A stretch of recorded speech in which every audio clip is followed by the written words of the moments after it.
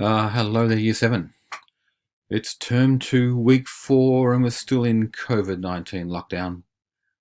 But this is a short little video just to remind you about this week's focus. So we're looking at mixtures. We've talked about, I'll just change slide.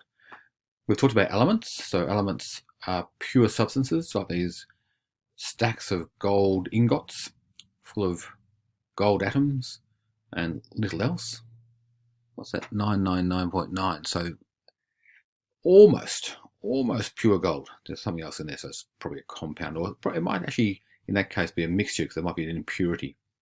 But essentially, we're looking at pure gold, just gold atoms.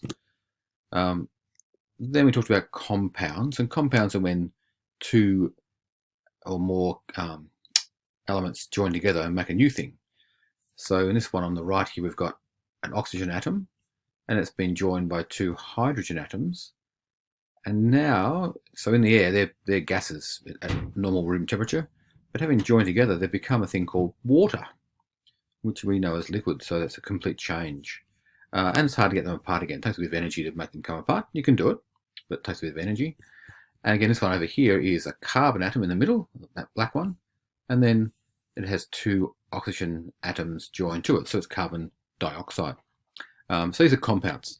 They've got two or more elements joined together, and there's a formula. So CO2, H2O, there's this formula, and they're a little bit hard to get apart. That's a really important part. And then we have mixtures, and we all love mixtures, like hot chocolate with marshmallows, or chocolate cake, or whatever it might be.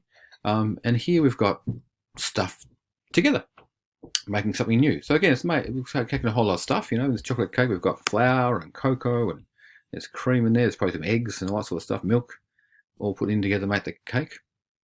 I like putting raspberry jam on my chocolate cakes, makes them nice and moist. But they're not really chemically bonded, they're just all in the same place. And generally you can get them apart fairly easily as well.